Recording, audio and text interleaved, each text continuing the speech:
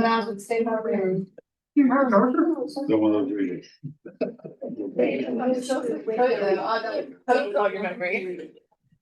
right, we're gonna go ahead and get started.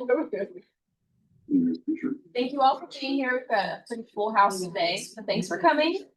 Seems to be like it's going to be a pretty hot topic. So today we're talking about artificial reefs, and we're going to hear from 3 guest speakers that are local to our watershed.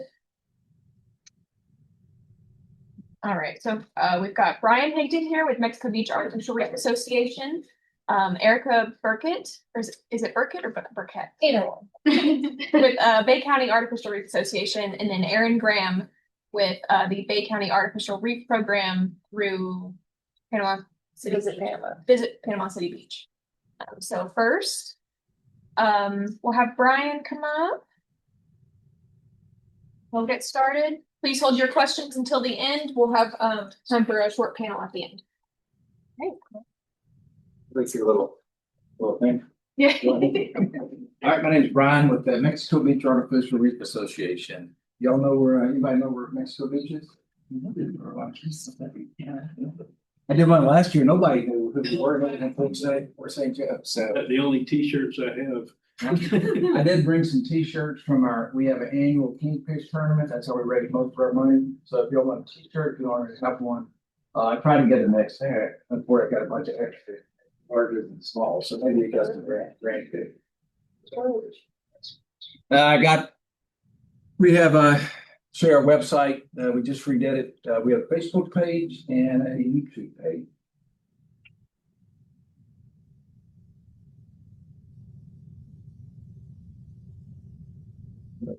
It went. Oh, there you go. Yeah, it went. All right. So we have our mission is pretty simple. We raise money to build and deploy artificial reefs.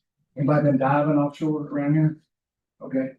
Well, if you don't go to a wreck, if you're going out towards Mexico Beach, there's nothing out there. Nothing. It's just sand. No, we don't really have any natural hard bottom. You know, like the Key West, that's natural hard bottom. Those are natural reefs. We don't really have any of that. So about 30 years ago, they said, hey, why don't we start building and deploying artificial reefs? And that's what we do. So we build them, we deploy them, we monitor those reefs.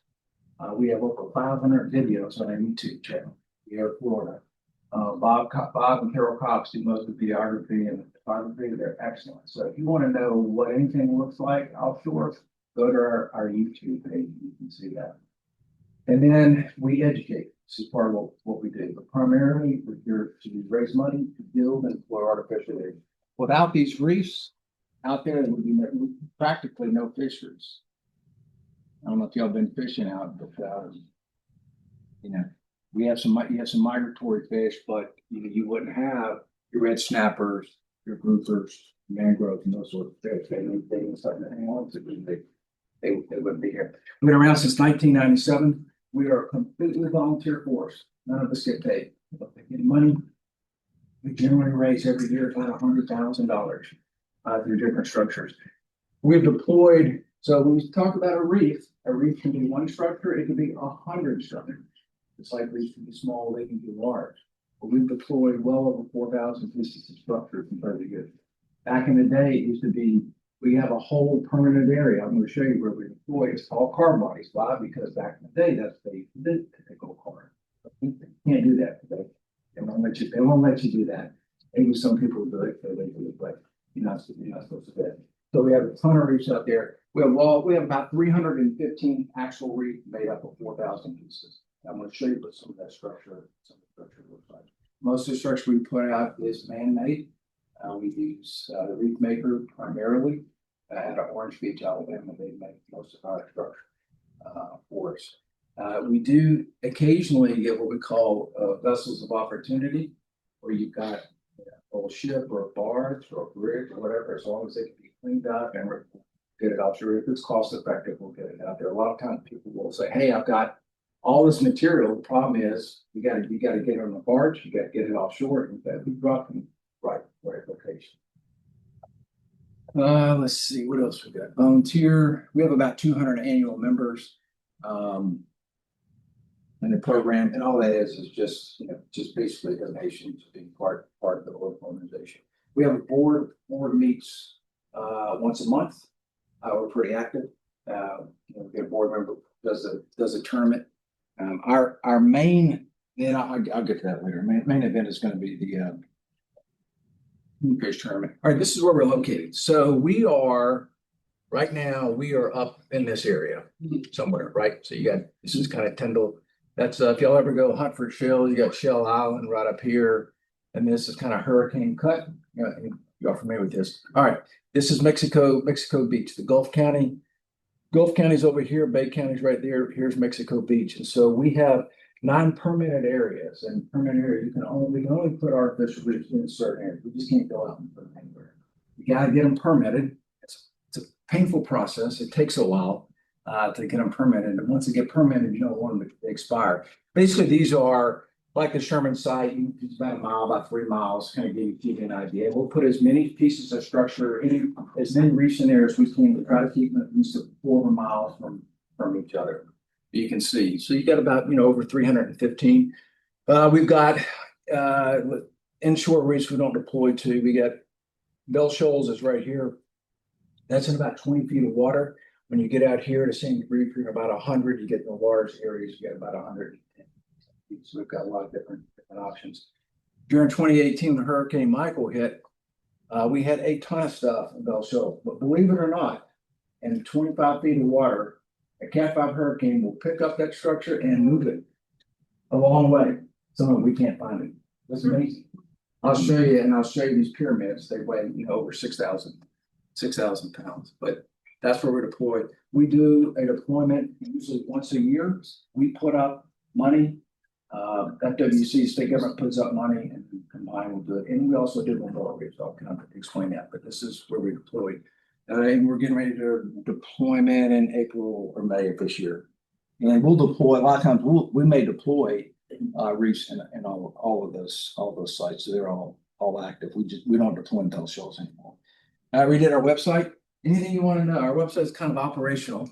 The board's operational, so we're not very creative, but this is a pretty cool site we just did. We have anyway, you can see all of our videos, we do donations.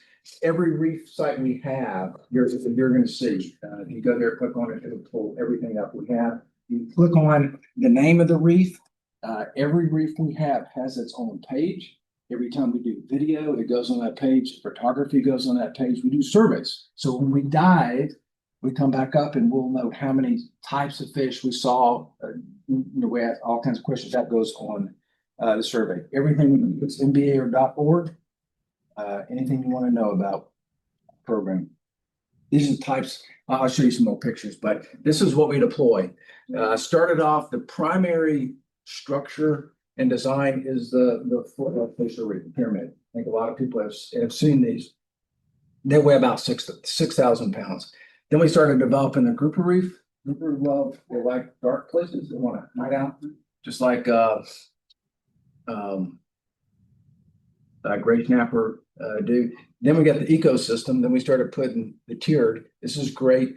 You can see how tall it is. Great for small fish. Sea bass love these things. But it's really good for smaller fish. They can grow and kind of get out. And then we started putting that on a grouper reef. And then we have a super pyramid. This weighs about 35,000 pounds. And we started putting ecosystems on top of there. So depending on how much they cost, there's different costs for us. Depending on how much we have fund-wise, we'll determine what size we want to put out. Which one of those did Michael move? The small ones. So it's only about 25 feet of water. We can't really put these out there because it'd be too tall. Mention something to you. If you're under a hurricane and it's a big one like Michael, you can be 100 foot down in a submarine. You're taking 30-degree rolls. Yeah. Well, that's how much water. Now you bring that up. So we were surprised to see in 80, 100 feet of water, the super pyramids were tipped over. Not all of them.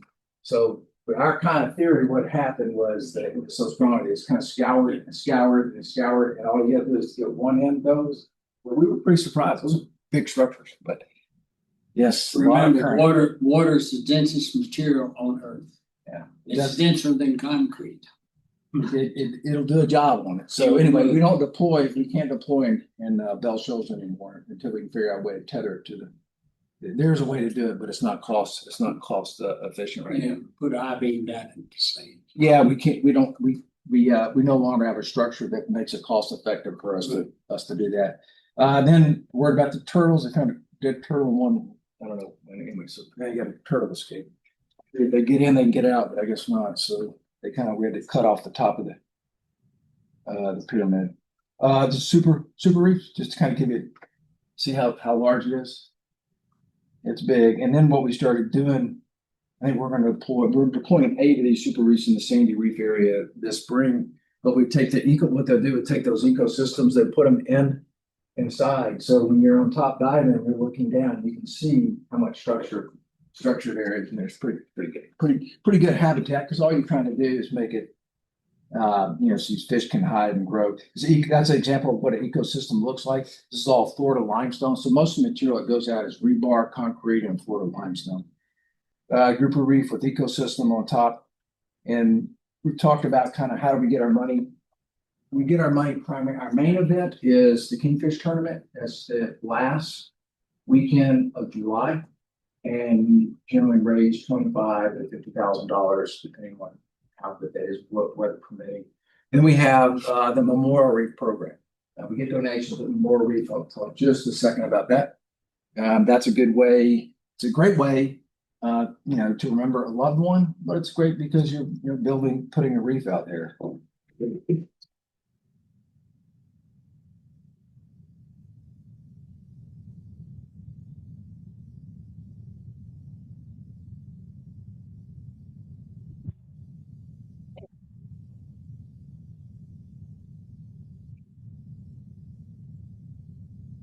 The last thing I'll mention, just got a few minutes left here, is the Memorial Reef. So when someone passes, a lot of people today get cremated. We have a program where you take the ashes, have a plaque made, and you go to our vendor and you make this reef. This is kind of how it's made, kind of give you a sense. But it really ends up being a family event, and it's just a great way to remember something. We get them on a webpage. To keep up forever and ever. It's your own coordinates. And so what happens is, just like when we purchase the material and we'll take it out, we give it a number. Mexico Beach, 315. But we've got 8 Memorial Reefs we're going to deploy this for. We usually deploy about 10 every year. And it's just a way to remember. So you take the cremains, have a plaque made, people will put in different kind of things in the concrete. That was from that person. A lot of people put shells and little things. So it's pretty neat, but you get your own reef, and we'll add to that over time. So it's a good way to remember someone. And it's good for the Gulf. And it's just kind of the process of how reefs are made, but whether it's a Memorial Reef or regular reef, doesn't matter. Then we deploy. This is an old picture, but to get these structures in the Gulf, safely and in the right location, you need a pretty big structure. Though the vessel we use is much larger than this, but it's the same concept. It's got GPS on the crane, but we can hold 10 super reefs and about 20 pyramids on it. That's it. It's not our structure here. And basically, pretty nimble, pretty lean, but we use, vendor out of Orange Beach. It makes a lot of the artificial reefs in the Southeast. That's it. That's what we do. Any questions? Oh, you might. Yeah. And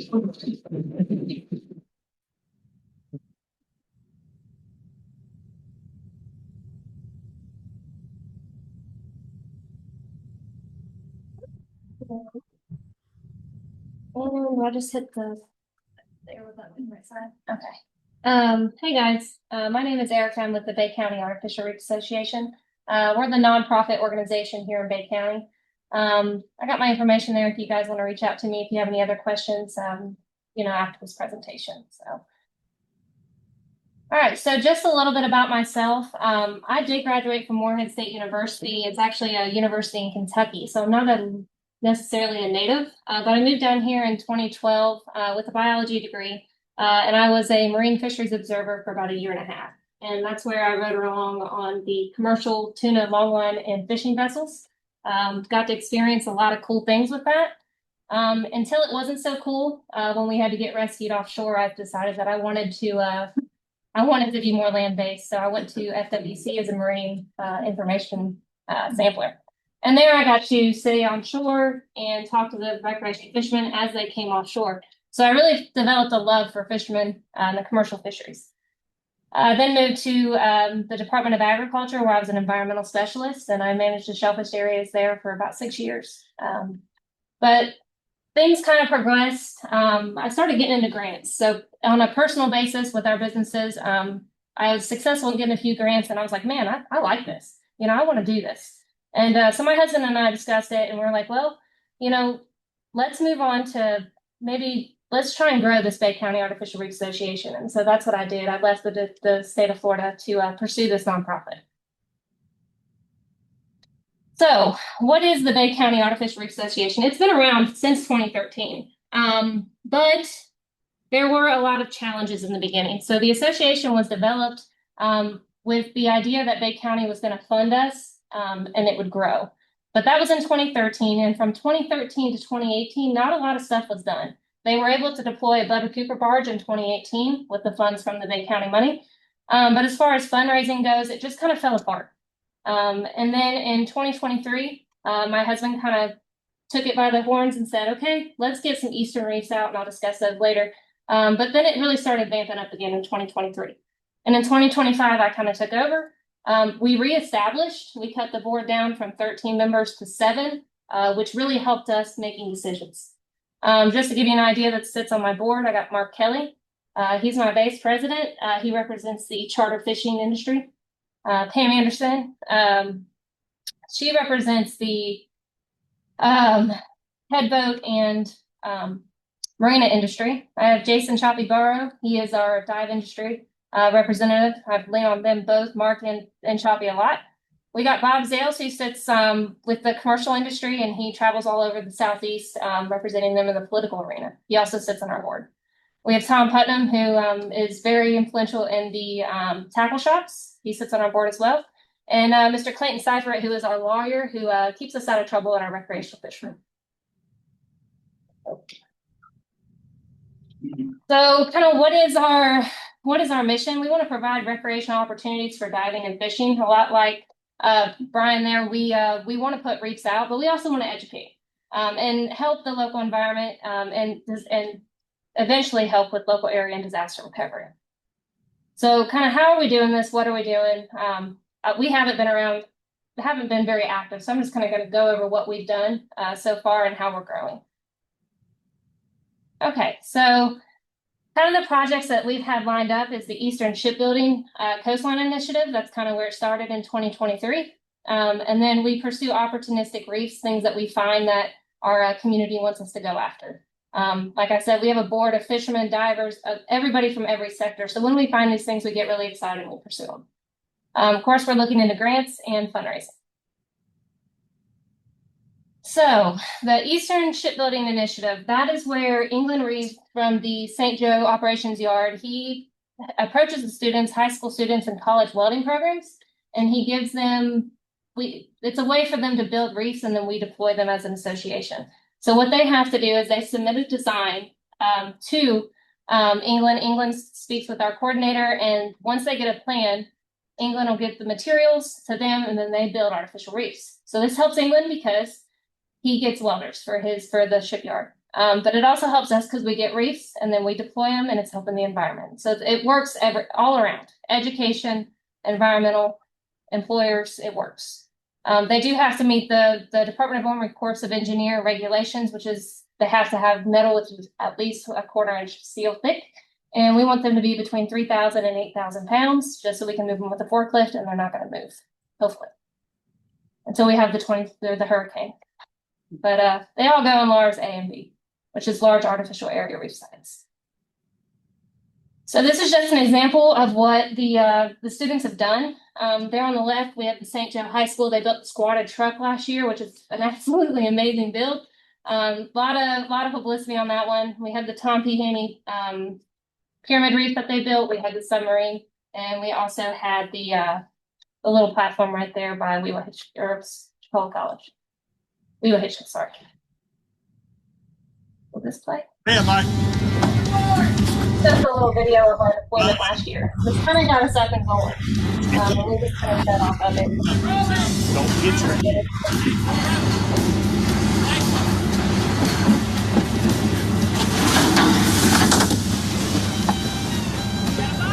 Got him. Oh, dang, it broke easy, didn't it?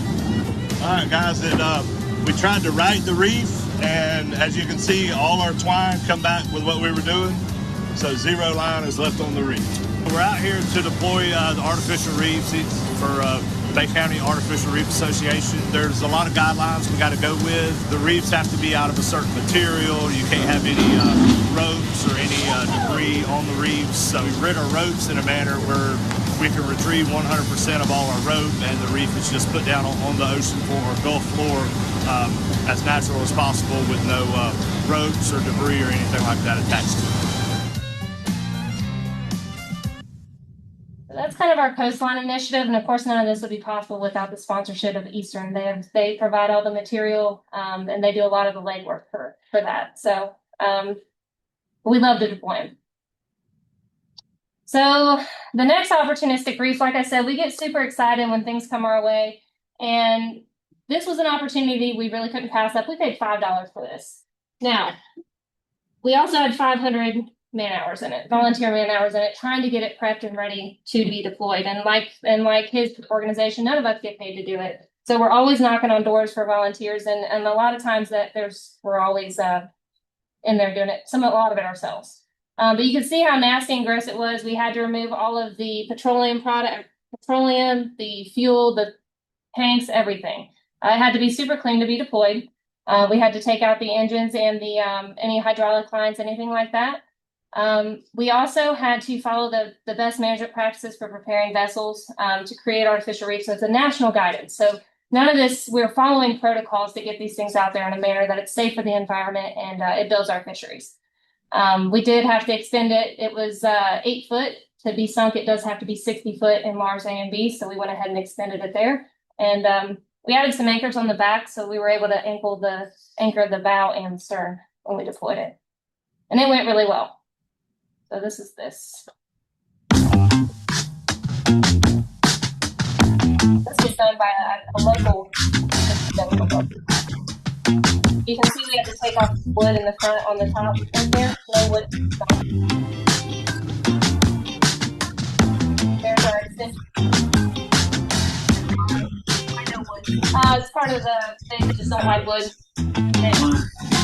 A lot of growing organisms can get in there and start growing things.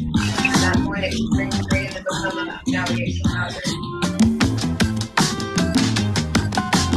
Keep all my I'm proud of them.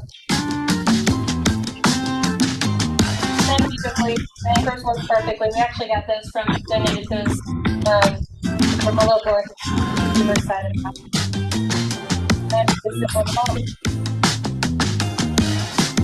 So opportunistic reefs, we like them. This was the other one. We actually just deployed this yesterday. I don't have a video on here. A lot of things have kind of changed since I put this together, but she was a 97 by 27 by 9 foot barge. She was big. And we got her from an FWC civic lawsuit, and she required some patching because she was considered a derelict vessel. We had to hire a local, like a barge company that was able to come in and patch it to where she would be seaworthy to go out. We created access holes in the deck and on the side where the fishies could access it and be happy. And we cut holes in the ballast areas to make a common area so that it would sink properly. We didn't have a whole lot of man hours in this one because we did hire the barge company, but we did remove all the floatable materials, wood and fiberglass, and of course we secured an anchor, which was conveniently already on there. It was a several thousand-pound keel that we removed fiberglass from and used it as an anchor. I wish I had a video, but I don't.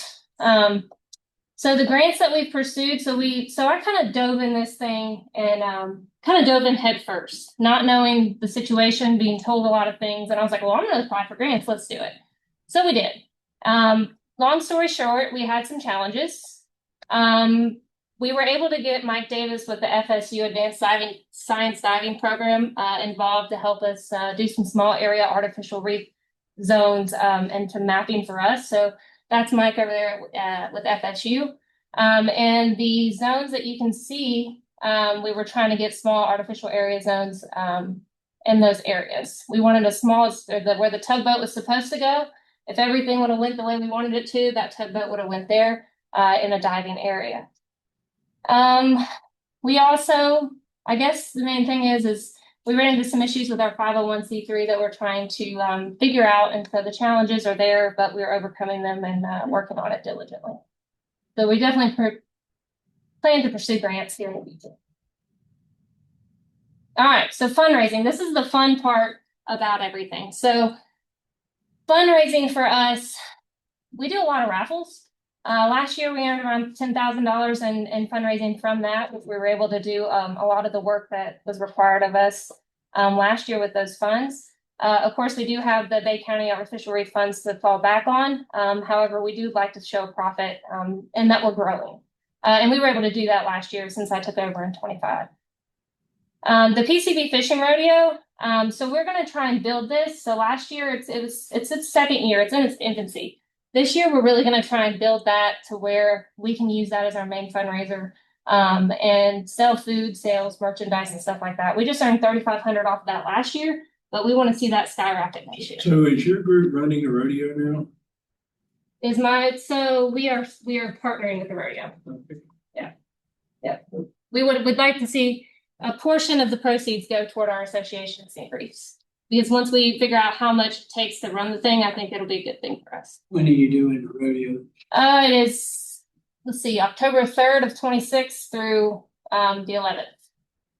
So we got a little ways we're starting to, it's in the planning process Are right now. you familiar with Panhandle Outdoors? Yes. That's is it Winston Chester? Mm-hmm. Yeah, we actually tried to talk him into coming in on our deployment. And he was just a little busy, but so in 2026, that was in our 2025 numbers. 2026, we actually just earned $5,000 for the deployment of our Name the Barge Reef. We did a raffle for that. It was really fun. Our name of our new barge is the Steel Money. It's a great name for it. We're so excited. It's actually going to air on the news tonight. We have the chili cook-off where Captain Max's Bar and Grill approached us and said, "Hey, we want to do a chili cook-off, but we need somebody to give the money to. Are you all willing?" And we're like, "Heck yeah, let's do it." So all we got to do is just participate and bring as many people as we can in and know that it goes to a good cause and that we're building reefs and we are actively pursuing reefs. So some things have changed with the STEM to Sea Reef competition this year. Unfortunately, our students are going to be able to make that March 28th deadline. So we are going to have to take that fundraiser off. But next year, we hope it comes back bigger and better. And we're actually going to start them in August instead of actually a few months ago. But yeah, there's the PCB rodeo. And then again, we are a nonprofit. None of us get paid. We are looking for volunteers. We are always actively looking for volunteers. I'm actually looking for a volunteer to run my volunteers. So if you guys are interested or know anybody who is interested, please have them contact me. There's my information, and if you guys have any questions, I would feel free to answer them, I guess, after the presentation. So. Thank you.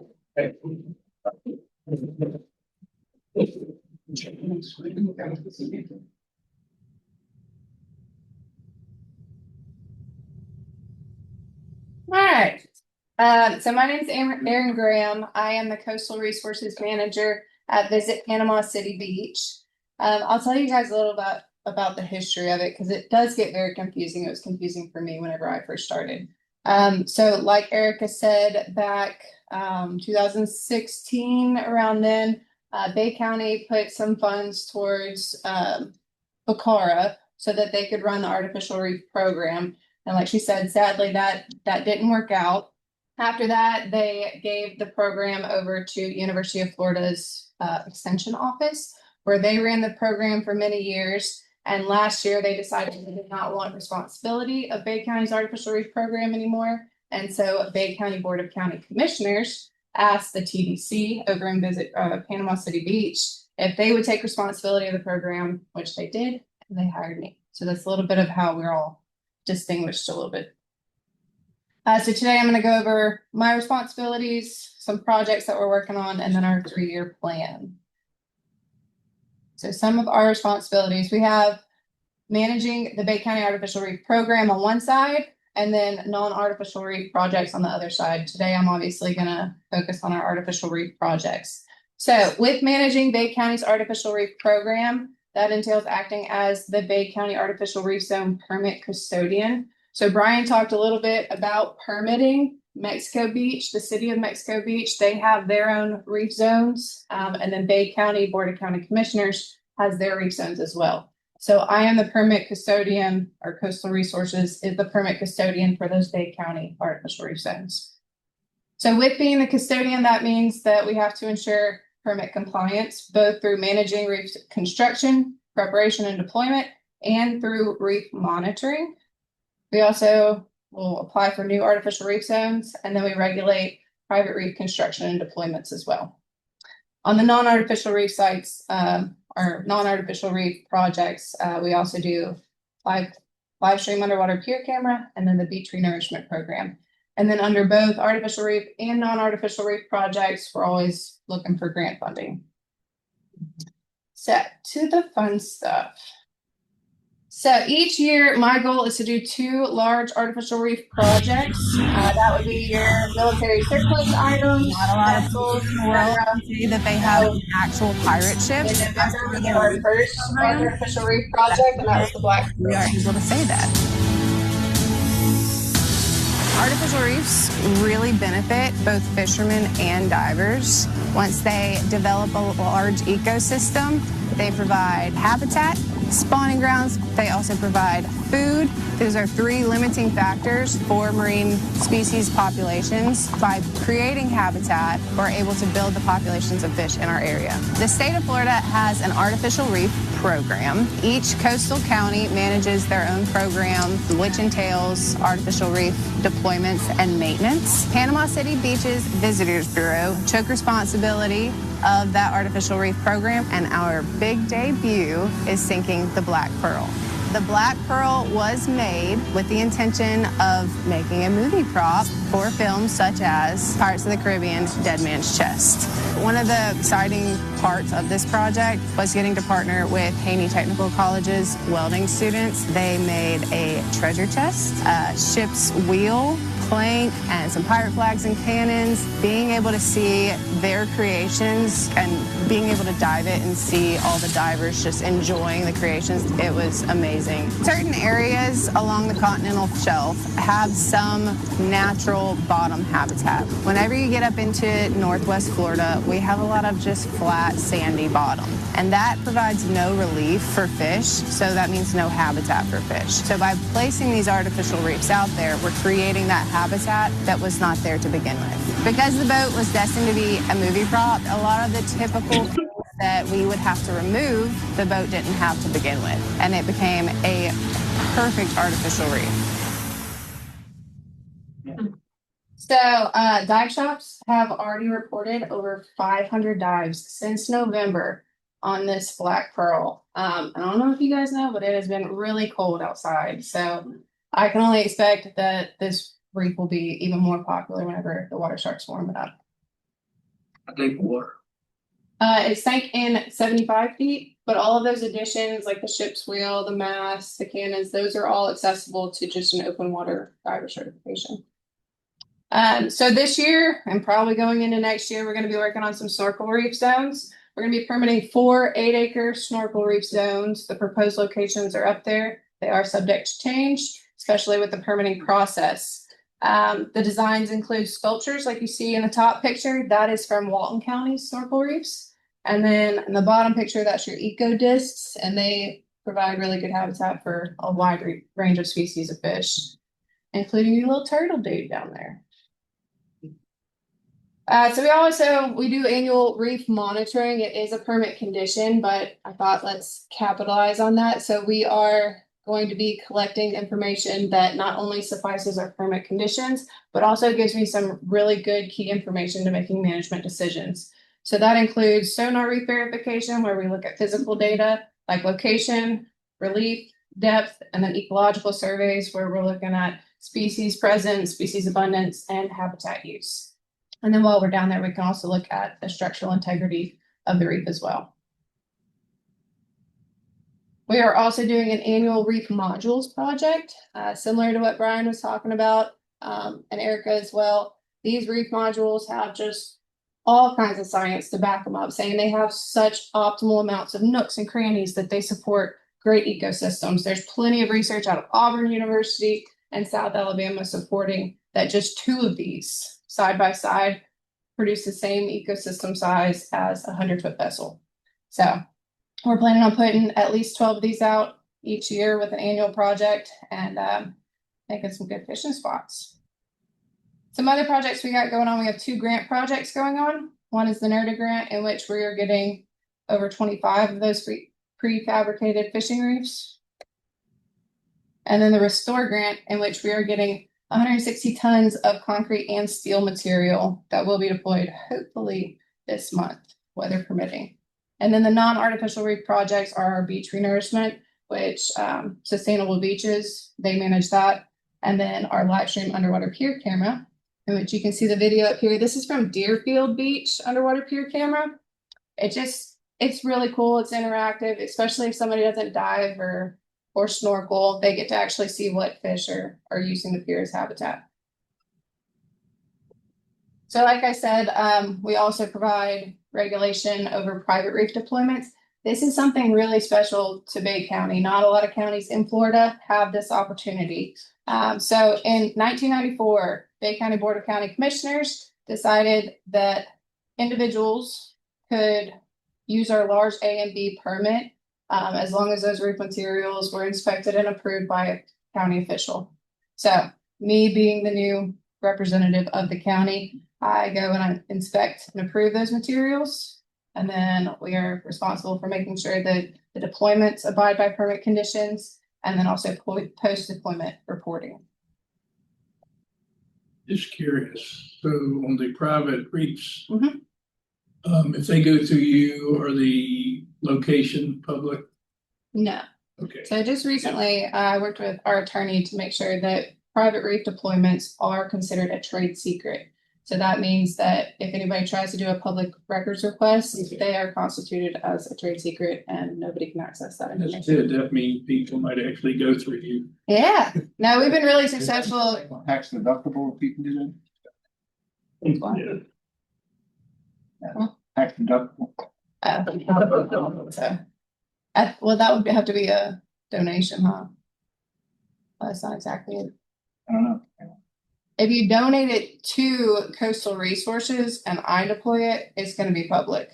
Because Coastal Resources for Visit Panama City Beach, we're here not only to enhance marine ecosystems, but we're here to help out tourism, fisheries, and also divers.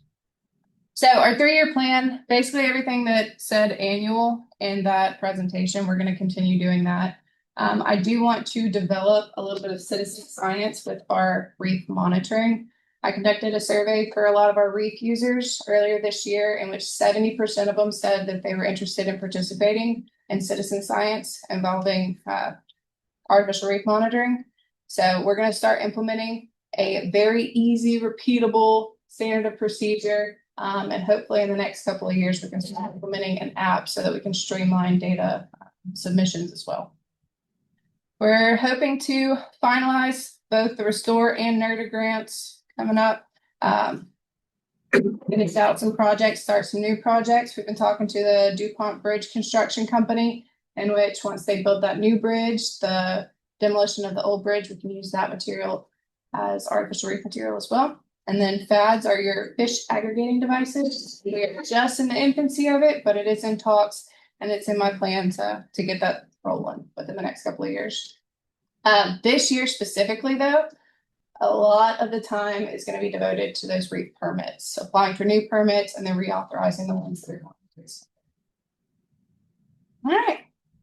And I'm very, very big on feedback. I'm trying to work for you guys by working with you guys. So help me help you by letting me know. So there's all my information.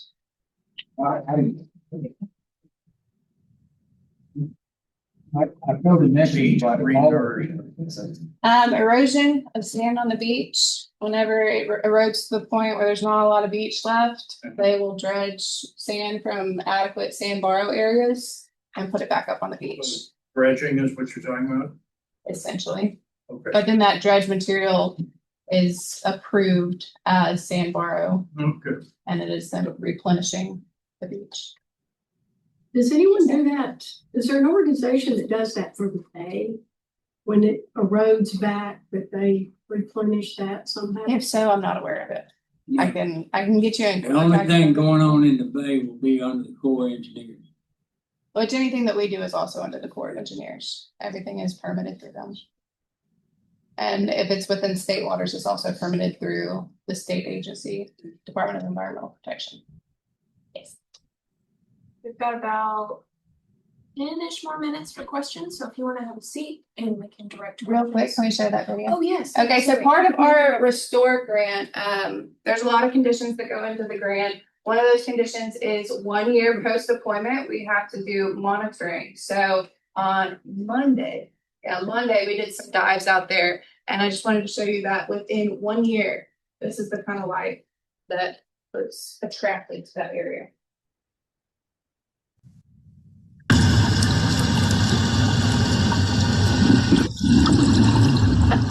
Yeah, I do want to say that too. The water was like 61 degrees. Very cool. Very cool. Bad grouper. All kinds of fish, sponges.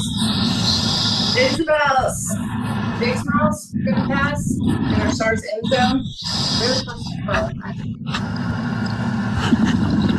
80 feet of water. 70-ish. Look at that big old toby good. So that just goes to show that even within 1 year, it makes a huge difference. Good ones for hiding spots too. Lots of nooks and crannies. We That's found on flats that we put in, and only a couple of months it'll be covered up. With barnacles and everything. And one of the things I failed to mention, all of our reefs we don't do private reefs, they're all public, so all 315 are on our website. You can download them. You can actually go to videos, see what they look like. So if you want to go fishing, we got the coordinates, we got the description of what's down there. Is that on a GIS site? No, it's our site. Nobody County has a GIS site. yeah. Yeah. We coordinate with them. I know your reefs are on the Navionics card, but you don't know it. You don't see them unless you're zoomed in. When you zoom out, you go right over, you don't know it, then you zoom in, all of a sudden, wow, what's all here? Yeah, there's a lot down there. I encourage you if you want to see. We have 500 videos. They're good videos. That Bob doesn't music. When you get the camera up, where will that be on your website or the underwater camera? Yes. Look at that. Yeah, that'll be on Visit Panama City Beach website. It'll probably also be on the Bay County website because we're partnering with them and we're gonna try to put it on the Bay County here. Will Mexico Beach, is that in your long range plan? No. No, we just raise money, build reefs, and deploy. That's all we do. Okay. Any other questions? I've got another question. Yeah, go ahead. The steel metal reefs that you put down there, like, will they eventually disintegrate? Because Yes. like that stuff will go away? Like how many, is there a timeline or you don't know? That's why the 4-inch gauge steel is in our permit material criteria, is because it will withstand at least 20 years, is what the research shows with that 1/4-inch gauge. But even still, you're under pressure, it's subject to, obviously, you're gonna be subject to salt water, so it's going to corrode and break down. And then especially whenever you get storms coming in, they could tumble, it's a lot of. Salt water is the best solvent in the world. They used to say on cars about 7 years. Right. Someone had that. Be gone. But there's been barges that have been sunk for a long 80 years. They're still there? They're still there. There's a World War II submarine out there that's still there. Where's that at? Can't tell you that. I'm the only one that knows where it's still at. It used to be 4 of them. There's all kinds of stuff out there. Yeah, there's plenty of things, but yeah, it's in 85 feet of water. A German one? Yes, ma'am. But you will never notice it unless you know what you're looking for. The shadow divers? So, Michael was so small there too. Yeah. Strong. It's definitely broken down a lot, but it's still there. Wow. Bullet point about, bads in the bay, what's your timeline on? So the pads will not be in the bay. They will not? No, they'll be offshore pads. As far as timeline goes, it's very hard to tell. Okaloosa County, their first pad project, the permitting process took 6 years. They have streamlined it a little bit and they got it down to a few years, but I'm not gonna make any promises. Is there more information on your website about the road lines? Yes. Agreed, yeah. Like how much they are and that Yeah, kind they're of thing? 4,000 right now, they're $4,000. That includes everything except the plaque. That's such a neat idea. It's a great idea. Can you prepay that? Yeah, we don't really like that. We're just not that kind of business, you know. I mean, and here's the problem. You know, it costs us right now $3,000. Well, you may live another 30 years. God willing. That may be $10,000. Right.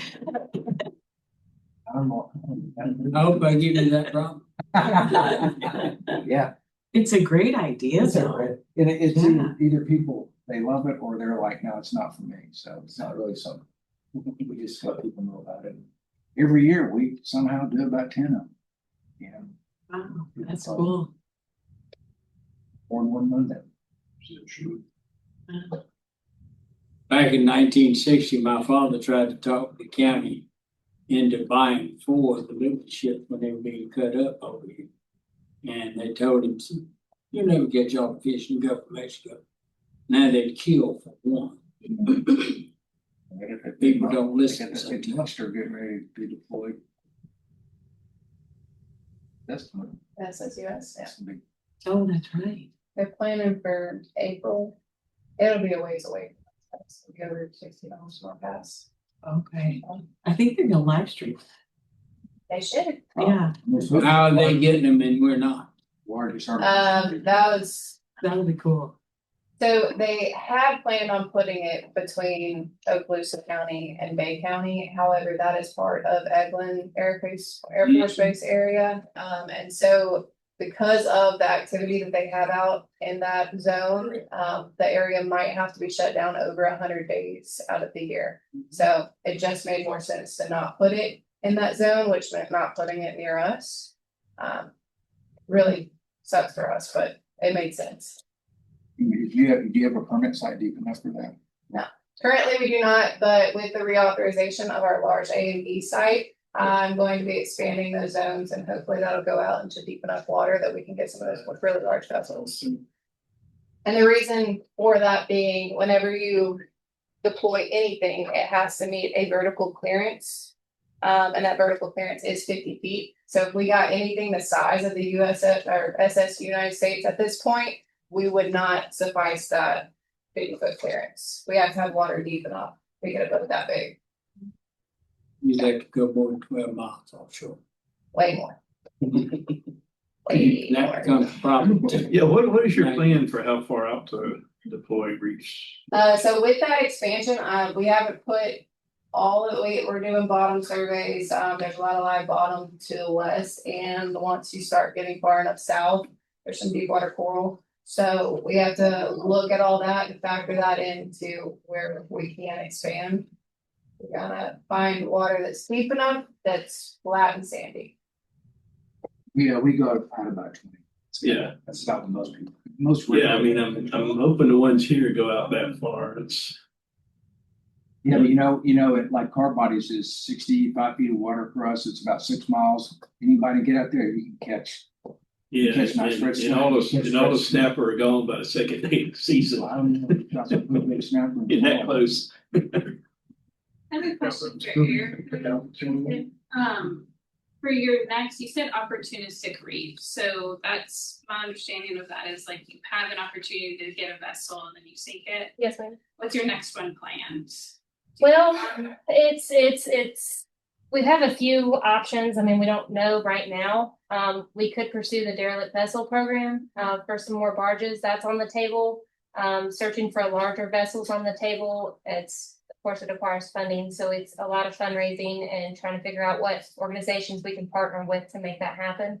And we actually had a few things come up actually just recently, from Eastern that we could be deploying as well. So it's a matter of, do you want to go big? Do you want to go small? Do we just want reefs out there? How do we utilize the money properly? And are we being good custodians of the funding that we're getting? And do you have your own permit that you guys are working, or you just? We do not. So we actually go through Aaron, and that's kind of where the association in 2025, we were having such a hard time with the previous coordinator that's why the association really started trying to take things in their own hands, with the FSU permitting zones and all that. That's how that came about. But Aaron's doing a phenomenal job. It's making things a lot easier. Way to go, Aaron. Way to go, everybody. We're all getting ready to. We're trying. We all have the same goal, right? We all want to build the fishery. We all want to get reefs out there. It's just a matter of how we do it and working together and funding. How do you, I'm a noob here. I just moved here from Iowa, so I don't know a lot about all of this stuff, but how do you get the boats and barges that you tow out to sink? So to sink, No.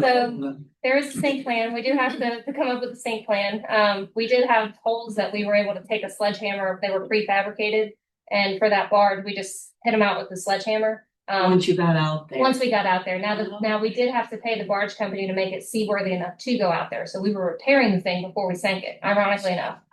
We didn't want it sinking before we got to where we were going. Right. So the derelict barge vessel program could be problematic in that. But there is a little bit of coordination to it and planning, and the tugboat, we had a 16-page analysis of how we were going to do it, where we were doing it, why we were doing it. It was because it was a vessel, there was a lot more to that preparation. When they sunk the original aircraft carrier, they used charges, they used C4. Yeah, we didn't. No. We're not that. I'm not an advocate for that. It's like fish kills and stuff too. If you gotta do it, but if you could just plan out to sink it by strategically placing holes in the boat, then. We also had pumps. We had two 2-inch pumps and a 3-inch pump that we were able to pump seawater into the barge, and it sunk in about an hour. Fundraising idea, just saying, if you blow one up, you can probably sell tickets for people. No one. Hey, y'all. I mean, we're all American, we love boating. So the Mexico Beach ones just sit on their own. Yours are heavy enough that once you tip it off. Yeah, it's not encapsulated like a vessel, so it just crane picks it up and put it right. Exactly. Because you want it to be in that upright position. You don't want it sideways. They lower it down. When it hits the bottom, it releases and it comes back up. So they're accurate within like 6 feet. And that's on the pre-made stuff. But these vessels we're talking about, it's just whatever you get. Well, I will say Walter Marine did our Black Pearl deployment as well, and I even told him a heading, and he got it right on there. Then you can put a level on it, and he has it very well processed. Wow. The vessel, I did see it. Wow. the Black Pearl, it's 75 feet. It probably stay. Yeah. Unless you get a deep. That's why I wanted that heading. I put it at like, I think it's 230 degrees because the way the waves come in and the storms come in. So you can only predict so much. Yeah, but this reef. We got time for one more question before we start wrapping up. Any more? You got like a cook? Who's a cook? Anybody want a cookbook? So. We're gonna have to cook for you, huh? And I want to give a shout out to all of the local dive charters and fishing charters. If you guys don't have your own boat, you want to go out and see these reefs or fish these reefs, we have some awesome charters. So I know we have them all listed on Visit Panama City Beach's website. If you go to Coastal Resources, at the bottom of the page, there's a lot of local charters. It will take you out to those reefs, Mhm. but you have to dive to see them. Well, yeah. But you That's can my also problem. just fish over and you can see all the fish. It's not that hard, you just have to breathe and don't leave, you don't have money. Breathe and don't breathe. That's like that too. That'll be my new adventure. So I just got here in September. Oh. Yeah, so So you My were here when they, organization just took responsibility of the program and hired me. because the hurricane left a huge boat on its side behind FSU. And that eventually was taken out somewhere and sunk. That was the El Dorado. Yeah. Mhm. That one has a pretty cool Stayed there story. for a Yeah, happy holidays. They were painting. Yeah. I live right next door to FSU, so we went to bed one night and we got up the next morning and it says Happy Holidays on there. Felt the same. You went to bed one night, the next morning it was gone. I think my husband's got a video of the day that they had tugboats out there and raised it up, but the FWC studied it quite a while before they let it leave. So I And then will they say, studied it after the spot afterwards. that one was aluminum. And aluminum isn't as hardy as steel. And so that one has kind of fallen apart more quickly than the good steel hull vessels. You can put a penny in the bottom of an aluminum boat, and in a year it'll sink. On the back of the day. It's similar to metals, corrosion. It makes its own electricity and they leak the aluminum up. Copper and aluminum are not good companions. Okay, well, if that's all for questions, thank you all for being engaged. And before we go, just a couple of housekeeping things. This is our spring series, so we've got a few more topics up here on the screen coming up for our March, April, and May topics. So next month is seagrass. April is going to be about gopher tortoises, and then we're going to do kind of spring in May. So if you have any topic suggestions for our audits, there is a drop box with sticky notes in the back. I encourage you to drop your suggestions in there. We always are looking for.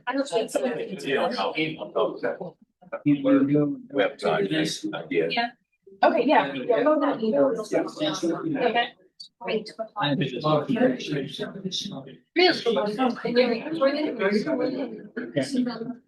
nice to meet you. I haven't been on that.